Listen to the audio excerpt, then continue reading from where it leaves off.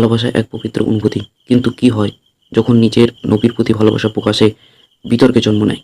I love Mohammad এই তিনটি সাধারণ শব্দ কিভাবে উত্তরপ্রদেশ থেকে গুজরাটে এবং মহারাষ্ট্র পর্যন্ত এই তীব্র রাজনৈতিক সামাজিক সংঘাতের কারণ হয়ে উঠেছে, চলুন এই ভিডিওর মাধ্যমে আমরা জেনে নেওয়া যাক।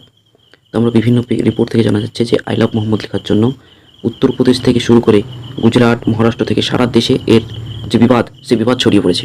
তো কিভাবে হলো এর সূত্রপাত, কি বৃত্তান্ত, কেন এই আন্দোলন শুরু হয়েছে, এই ভিডিওর মাধ্যমে আমরা জেনে নেব। প্রথমত এই বিতর্কের সূত্রপাত হয় উত্তরপ্রদেশের কানপুর শহর থেকে। দিনটা ছিল 5ই সেপ্টেম্বর, 12ই রবিউল আওয়াল। সেই দিন উদযাপিত হচ্ছিল ঈদ মিলাদুন নবী, অর্থাৎ নবী মোহাম্মদের জন্মদিন। জন্মদিন উপলক্ষে প্রতি বছরের মতো এবারও বিভিন্ন জরুর শোভাযাত্রা নির্গত হয়, কিন্তু গোলমাল শুরু হয় একটা ব্যানার নিয়ে। যুদ্ধবাদী সংগঠনের বজরং দলের কর্মীদের এসে বাধা দেয়। তাদের মতে এর আগে এই রাস্তা দিয়ে অনেক জুলুস গিয়েছে, কিন্তু সেখানে ব্যানারের কোনো প্রবর্তন ছিল না। এটা তাদের নতুন প্রথা, এই প্রথা নিয়ে তাদের প্রধান আপত্তি। এই নিয়ে দুপক্ষের মধ্যে তীব্র উত্তেজনা সৃষ্টি হয়। পুলিশের হস্তক্ষেপে তখনকার মতো পরিস্থিতি শান্ত হলেও ঘটনা প্রায় এক সপ্তাহ পরে পুলিশ মুসলিম আয়োজকদের বিরুদ্ধে এফআইআর দায়ের করেন। এই এফআইআরের দাবি, পুলিশের দাবি যে এফআইআর শুধুমাত্র যে আই লাভ মোহাম্মদ লেখা ছিল তার জন্যই নেওয়া হয়নি। এফআইআরের কারণ হচ্ছে যে তারা ঐতিহাসিক স্থান থেকে তাঁবু সরিয়ে একটা নতুন জায়গা লাগিয়েছিল এবং সেখানে একটা নতুন প্রথা, অর্থাৎ ব্যানারের প্রথা চালু করেছিল, সেই জন্য তাদের প্রতি এফআইআর করা হয়েছে। এই খবর ছড়িয়ে পড়ার সাথে সাথে দেশ জুড়ে বার্তা হয় যে নবীর প্রতি ভালোবাসা প্রকাশের জন্য এর মামলা করা হয়েছে।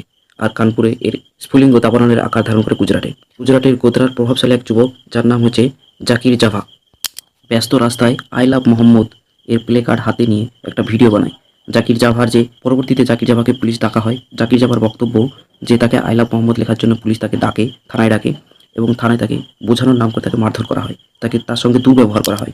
জাকিরের এই অভিযোগের ভিডিও ভাইরাল হতে না হতে গোধরার মুসলিম যুবকদের মধ্যে তীব্র ক্ষোভ ছড়িয়ে পড়ে। শত শত মানুষ গোধরা থানায় ঘেরাও করে এবং প্রতিবাদ হিংসাত্মক রূপ দেয়। এর প্রতিক্রিয়ায় প্রায় 87 জনের বিরুদ্ধে মামলা দায়ের করা হয়, তার মধ্যে 17 জন যুবককে গ্রেপ্তার করা হয়। কিন্তু এখানে শেষ হয়নি। অবশেষে বিতর্ক এবং অপমানজনক কাজটি ছিল যখন পুলিশ এই গ্রেপ্তার হওয়া যুবকদের দড়ি বেঁধে রাস্তায় প্যারেড করে।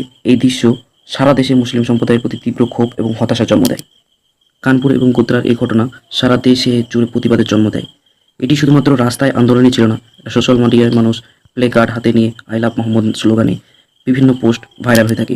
অবশ্যই টুইট করে জানায় যে যদি আই লাভ মোহাম্মদ বলা অপরাধ হয়ে থাকে, তাহলে আমি সেই অপরাধের জন্য যে কোনো শাস্তি মাথা পেতে রাজি। আমার জীবন আমার নবীর জন্য উৎসর্গিত। তীব্র সম্প্রদায়ের উত্তেজনার মাঝে কিছু অপ্রত্যাশিত সমর্থন আসে। বেশ কিছু হিন্দু সাধুসন্ত এই বিষয়ে বিতর্কের বিরোধিতা করেন। হিন্দু সাধুসন্তের বক্তব্য, আমরা যেমন আমাদের ইষ্ট দেবতাকে, আমাদের ভগবানকে ভালোবাসি বলে প্রকাশ করি, একজন মুসলমানরাও তার নবীকে ভালোবাসার কথা বলার সম্পূর্ণ অধিকার আছে। এতে আপত্তি কী আছে? এটি একটি অপ্রয়োজনীয় বিতর্ক, যা শুধু সমাজের বিভেদ তৈরি করা হচ্ছে। ভারতের সংবিধান ধারা 25 ভারতীয় সংবিধানে এক গুরুত্বপূর্ণ স্থান অধিকার করে আছে, যা একদিকে যেমন ধর্মীয় স্বাধীনতা স্বীকৃতি দেয়, তেমনি অন্যদিকে সামাজিক শৃঙ্খলা এবং সাম্প্রদায়িক দুজন রাষ্ট্রকে প্রয়োজনীয় পদক্ষেপ নেওয়ার ক্ষমতা প্রদান করে, একটি ভারসাম্য বজায় রাখে। এই ঘটনাটি আজ ভারতের সামনে কিছু মৌলিক প্রশ্ন দাঁড় করিয়ে দিয়েছে। ধর্মীয় ভালোবাসা প্রকাশ নতুন প্রথার দোহাই দিয়ে আটকাতে যায় না। শাসন এবং মত প্রকাশের স্বাধীনতার সীমা ঠিক কতটা? একটি সাধারণ মানুষের স্লোগান কিভাবে একটি দেশের জন্য নিরাপদ হুমকি হয়ে দাঁড়ায়? এই বিতর্কের উত্তর যাই হোক না কেন, এটি একটি স্পষ্ট যে ঘৃণা দিয়ে ভালোবাসাকে দমন করা যায় না, তা এই আন্দোলনের মাধ্যমে বোঝা যাচ্ছে। যাই হোক, এই ছিল আই লাভ মোহাম্মদ যে সোশ্যাল মিডিয়ায় ট্রেন্ড হচ্ছে, যে আন্দোলন, মুসলিম সম্প্রদায় যে আন্দোলন করছে, তার একটি সম্পূর্ণ ঘটনা। সে একটি ছোট্ট ঘটনা এত বড় একটা আন্দোলনে পরিণত হয়েছে। তো আজকের ভিডিওতে পর্যন্তই। আবার আমরা আলোচনা করব অন্য একটা টপিককে নিয়ে, অন্য একটা বিষয়বস্তুকে নিয়ে। ততক্ষণ পর্যন্ত টেক কেয়ার, বাই বাই। সতর্ক থাকুন, সাবধান থাকুন।